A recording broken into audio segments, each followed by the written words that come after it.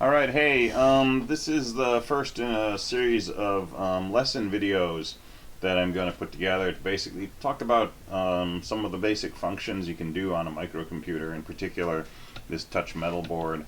And I'm just going to go through a number of lessons where we do increasingly more complex and interesting things.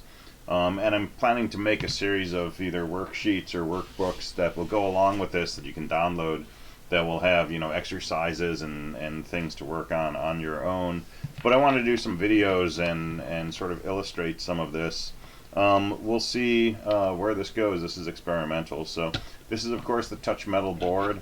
It has the handy information on the back.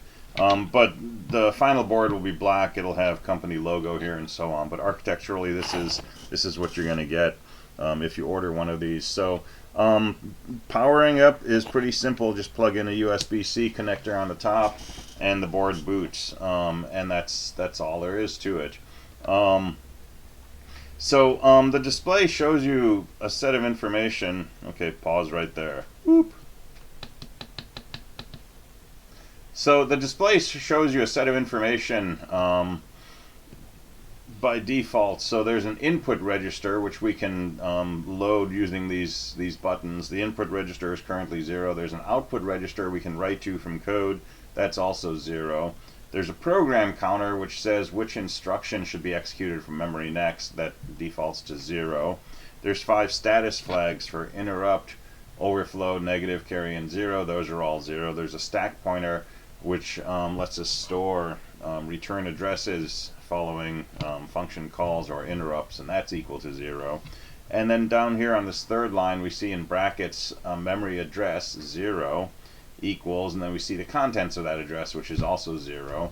And this final line, it disassembles that instruction for us and tells us that 00 is a no-op or no operation instruction, which we can see on the back also. The no-op, the instruction for that is just all zeros.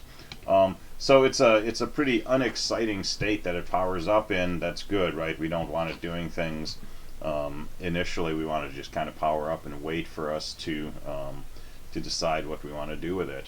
So probably the first thing to play with is examining and modifying memory. So we have these examine and deposit buttons.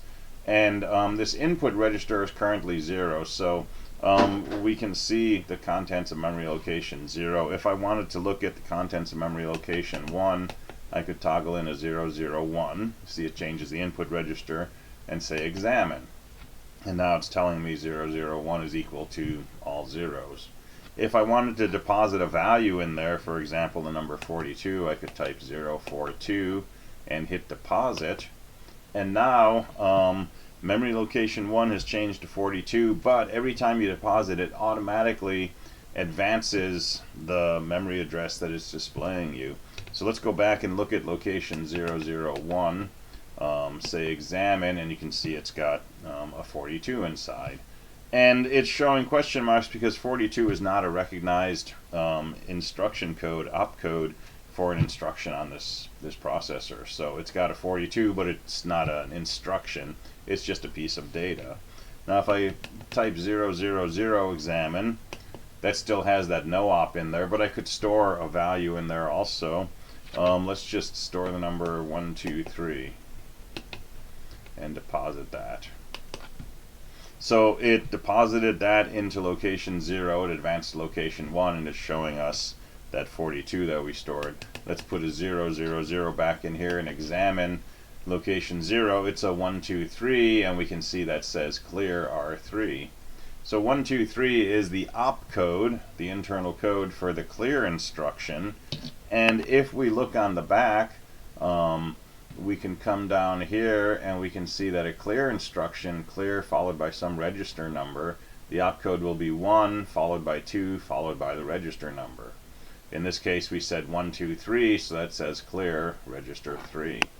So this is handy because it's disassembling instructions for us. Now to write instructions we need to take the mnemonics that we want and convert them into these numbers ourselves. But once we've loaded a program into the machine, we can examine memory, and it will show us what instructions are stored at each location. So if I just keep hitting examine, it will examine successive locations. And as we can see, it's mostly filled with no ops. Remember, this is counting in octals, so after 27, the next address is not 28, it's 30. Our numbers only go up to 7, and then they roll over. So 7 is kind of like 9. If I go back to, say, location 0, and I don't know, let's just pick another number like 045 and say deposit. So I'll deposit a 45 into location 0. If I keep hitting deposit, it will keep storing 45 in each location and automatically incrementing the address that it's displaying me. So I just stored a bunch of 45s. If I go back to location 0 and examine it, I can see I've got 45s all the way from here till Tuesday. And that's as far as I went, and then the other instructions were still just the 0 zeros. So deposit and examine let you modify and look at the contents of memory, and they're pretty useful once you get used to them. You can examine successive locations by just hitting examine repeatedly, and if I deposit something into memory, it automatically deposits that and then increments this address, so that now I could just type in what I want to deposit at the next location, hit deposit, and keep going like that. So that's the basics for interacting with memory. The next thing we can talk about is how to actually execute a program. So we'll go ahead and reset the whole system. So I'm going to hit reset once, and I'm going to hit it twice, and it'll say if you want to erase memory, press a 1. So I'll press a 1, memory is erased, press any key to continue. So we're back to all zeros. If I go and I look at location 0 and forward, I can see nothing but 0 stored in there. So let's reset back to program counter 0, and if I were to hit the step button, it will execute one instruction. So the instruction at location 0 is a no op. I can hit step, and it will execute that. Now, it didn't do anything. A no op by design does nothing. It's no operation, but the program counter increased to 1, and it's showing me the contents of location 1. This is another no op. It's about to execute another no op instruction at location address 1. If I say step through that, it will go ahead and execute that, and now it's going to execute the instruction at location 2. So we're stepping the processor one instruction at a time, and that's not very interesting when your program is filled with no ops, but it will be very useful when we have programs that are doing something that we're interested in. The other thing I can do is I can hit this run button, and this is like hitting the step button repeatedly. If I hit run, it will just start executing successive instructions, and you can see the program counter is counting up. It'll get to 77 and go to 100. And since my memory is filled with no ops, there's nothing in particular happening here except that it keeps fetching new instructions, seeing that it's a 0, doing nothing, going on to the next instruction. When it gets up to 377, it will roll over and it will go back to instruction 0 right there and continue. So now our CPU is running a program. It's a program that does nothing, but nonetheless it's running it. And if I hit this button again, it will halt the execution. Alright, last thing I want to talk about is the display mode button. So this display can be a bit of an eye test. It's a little challenging to read depending on your eyesight. So display mode will let us display pieces of the same information but at twice the size. So if I hit this once, it displays just the current instruction and its disassembled value. So 171 is a no op. If I hit it again, it shows me the contents of memory location 171 is a 0, and it shows me the output register.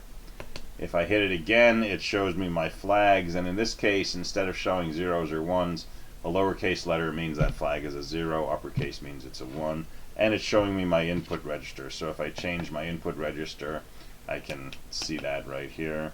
And then if I hit this once more, it goes back to the normal mode where it shows me all of this information. So for example, if I were to go to location 0 and deposit a 123, and then go back and examine location 0. So I've got, you know, a little more interesting program in here. And let's just go ahead and step a few instructions. So my program counter is 172.